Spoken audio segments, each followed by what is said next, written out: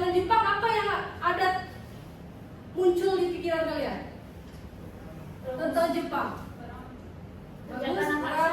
Apa? Oh ya, boleh, betul, bagus. Ada lagi yang lain? Apa yang ada terbenak di pikiran kalian tentang Jepang itu? Jepang itu kejam kah? Apakah? Gitu. Nah, betul, bagus. Ibu sama sekutu. Ya, bagus ya. Jawaban kalian sudah benar. Berarti kalian sudah sedikit memahami tentang Jepang tersebut ya. Ya Bu. Nah, di sini latar belakang Jepang datang ke Indonesia itu, Jepang mengalami kekurangan sumber daya alam untuk mendukung industrinya. Jadi, Jepang datang ke Indonesia itu memiliki alasan. Alasannya yaitu ingin mengambil hasil bumi yang ada di Indonesia. Indonesia ini kan memiliki sumber daya alam yang banyak kan? Ya Bu. Nah, yang kedua yaitu Jepang itu ingin membentuk kemakmuran bersama Asia Timur Raya. Jadi, Jepang itu ingin melakukan pembentukan kemakmuran antara Jepang dengan Asia Timur Raya dengan cara menjajah Indonesia. Selanjutnya yaitu Indonesia memiliki sumber daya alam yang melimpah seperti minyak dan hasil bumi. Kan seperti yang kita tahu, Indonesia tuh banyak menghasilkan minyak kan? Minyak dan hasil bumi yang lainnya kan? Selanjutnya yaitu Jepang ingin menggantikan dominasi Barat, terutama Belanda dan Inggris di Asia. Jadi Jepang itu ingin menguasai terutama itu daerah Belanda dan Inggris di daerah Asia.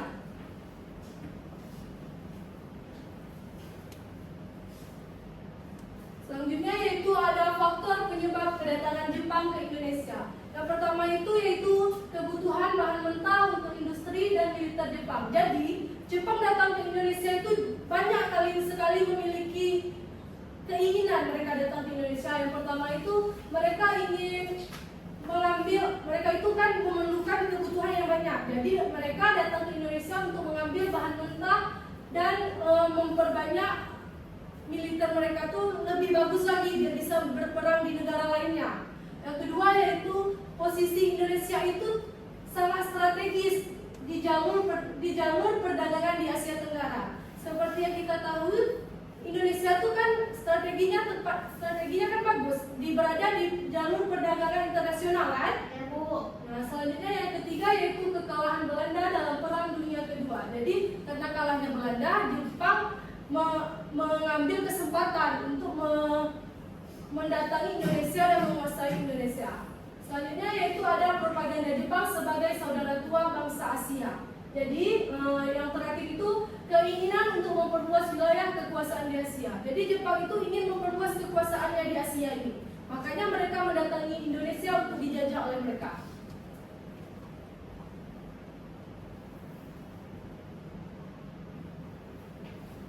Selanjutnya itu strategi Jepang itu sangat banyak ya anak-anak. Salah satunya itu pembentukan organisasi Putra dan Jawa Hosakai. Di sini Ibu mau tanya ya, siapa yang tahu tentang Putra dan Jawa Hosakai?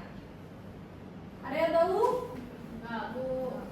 Nah, coba kalian diskusikan dulu. Apakah kawan kalian ada yang tahu kayak gitu tentang organisasi Putra? Karena itu sudah sering kita dengar nggak sih? Organisasi Putra dan Jawa Hosakai itu? Ya Bu. Elsa tahu Bu. Nah, coba Elsa berikan jawabannya Elsa.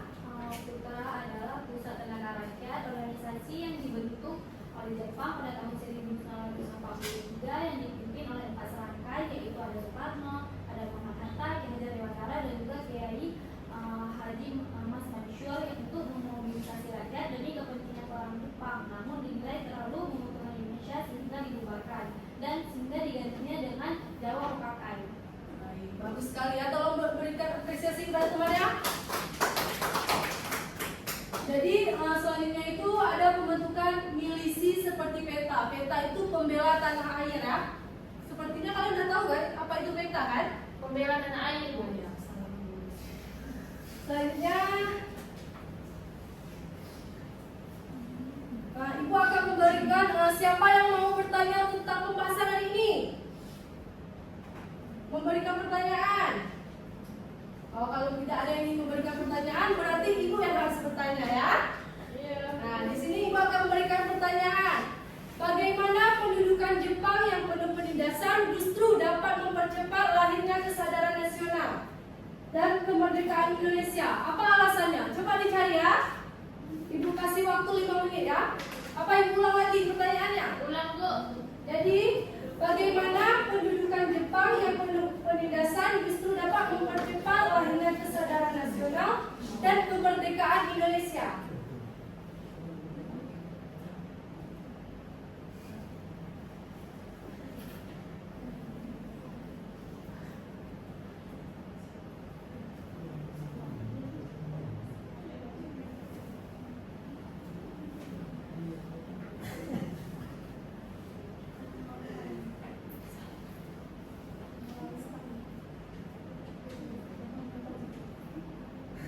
Siapa yang ingin menjawab pertanyaan yang Ibu berikan? Saya, Bu.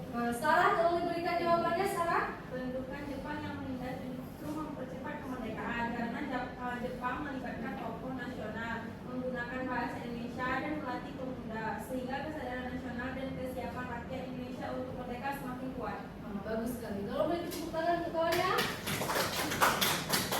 Jadi Ibu akan melanjutkan pembahasannya yaitu tentang kebijakan Jepang di bidang ekonomi dan sosial. Jadi dalam bidang ekonomi itu Jepang juga memiliki pengaruh yang sangat besar ya anak-anak semua. Yaitu yang pertama, semua kegiatan ekonomi diarahkan untuk mendukung perang Asia Timur Raya. Jadi semua kegiatan ekonomi yang dilakukan oleh Jepang di Indonesia itu langsung diserahkan kepada Asia Timur Raya.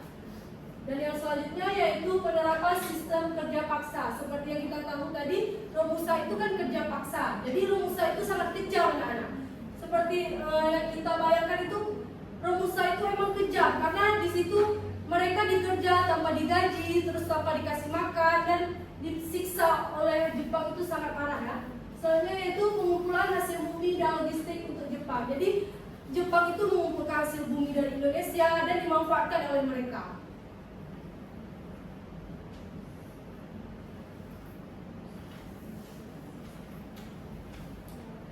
Selanjutnya itu ada kebijakan Jepang di bidang budaya dan pendidikan.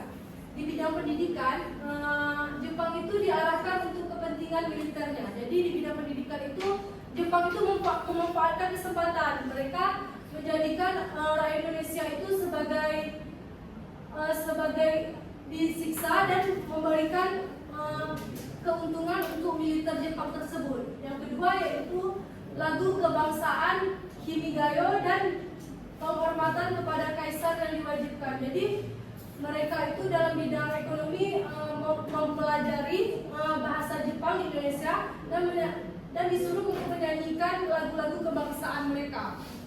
Selanjutnya itu ada penanaman semangat militerisme dan kerja keras. Jadi mereka kan seperti yang kita ketahui, Romusa tadi kan disiksa. Jadi mereka itu sangat menyiksa Indonesia ini. Selanjutnya pembatasan kurikulum agar sesuai dengan ideologi Jepang. Jadi Jepang itu membatasi kurikulum agar sesuai dengan ideologi mereka.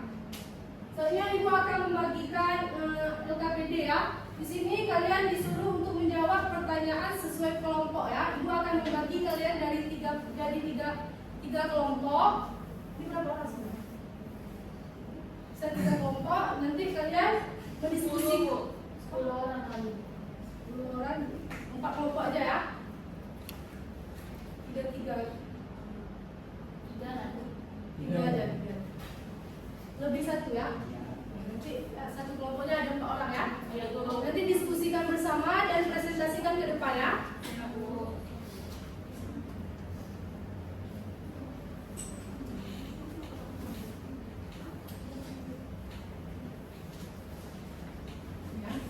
Ini dijawab yang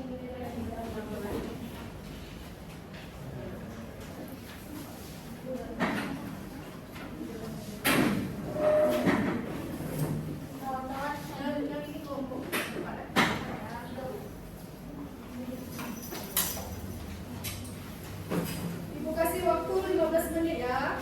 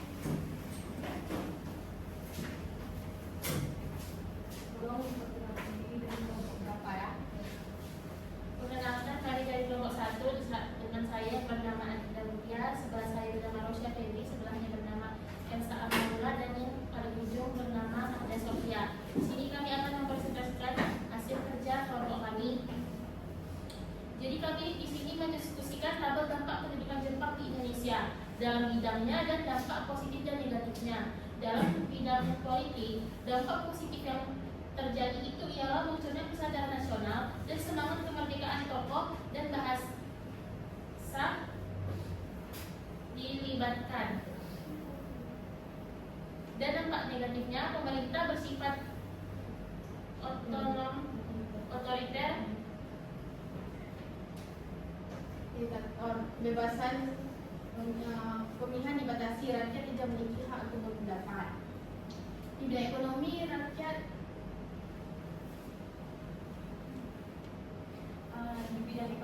rakyat didorong untuk hidup hemat dan juga mandiri. Ada juga dampak negatifnya, eksploitasi besar-besaran dalam sumber daya.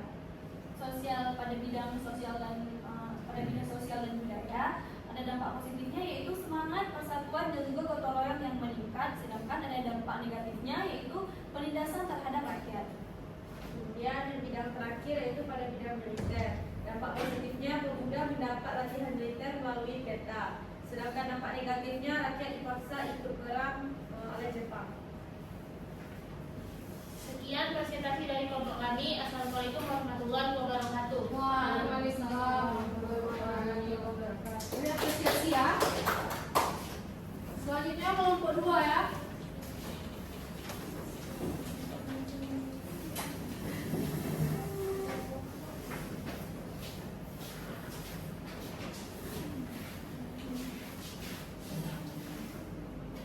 Baik, kami dari kelompok 2. Assalamualaikum warahmatullahi wabarakatuh. Waalaikumsalam warahmatullahi wabarakatuh. Baik, kami dari kelompok 2 ingin mempresentasikan hasil kerja kelompok kami. Yang pertama dari bidang politik. Dampak positifnya bangsa Indonesia mulai dilibatkan dalam pemerintahan BPUPKI dan PPKI. Dalam dampak negatifnya sistem pemerintahan otoriter. Di bidang ekonomi, dampak positifnya rakyat diarahkan menjadi mandiri, dan dampak negatifnya ada romusa dan terjadinya kelaparan dan kemiskinan. Dalam bidang sosial budaya, bahasa Indonesia digunakan secara lebih luas. Dampak negatifnya terjadinya kerja paksa dan pendidikan dibatasi. Dalam bidang militer, dampak positifnya pelatihan militer bagi pemuda kita hero. Ada dampak negatifnya pemuda dipaksa berperang di Jepang. Baik, sekian presentasi dari kelompok kami. Assalamualaikum warahmatullahi wabarakatuh. Waalaikumsalam warahmatullahi wabarakatuh. Ini apresiasi ya.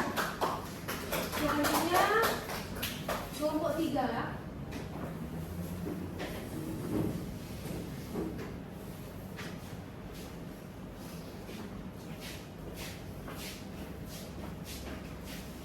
Assalamualaikum warahmatullahi wabarakatuh. Waalaikumsalam warahmatullahi wabarakatuh.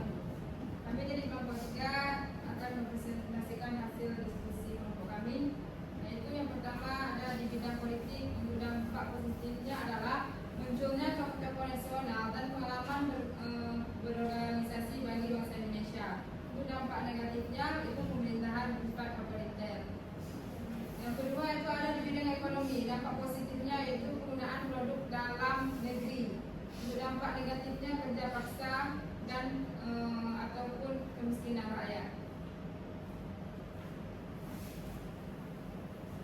Selanjutnya di bidang sosial budaya, dampak positifnya disiplin dan semangat kerja. Dampak negatifnya penindasan dan penderitaan rakyat. Di bidang militer, latihan militer bagi pemuda. Dampak positifnya latihan militer bagi pemuda. Dampak negatifnya menggunakan untuk kepentingan Jepang. Sekian presentasi dari kelompok kami. Kami akhiri. Assalamualaikum warahmatullahi wabarakatuh. Waalaikumsalam warahmatullahi wabarakatuh. Baik anak-anak ibu semuanya, presentasi kalian hari ini sangat bagus ya. Ya Bu, di sini setelah kalian melakukan presentasi, Ibu akan memberikan kesimpulan dari presentasi kalian. Jadi dampak positif dari kebijakan Jepang terhadap Indonesia itu yang pertama yaitu tumbuhnya semangat nasionalisme dan persatuan bangsa. Yang kedua yaitu lahirnya tokoh-tokoh militer nasional melalui adanya peta. Dan selanjutnya yaitu ada dampak negatif. Dampak negatifnya penderitaan rakyat akibat kerja paksa dan kelaparan itu sangat parah. Jadi rakyat itu sangat menderita karena adanya kerja paksa. Yang kedua yaitu penurunan kesejahteraan ekonomi masyarakat. Jadi masyarakat pada masa itu ekonominya itu menurun karena adanya penderitaan yang diberikan Jepang kepada Indonesia.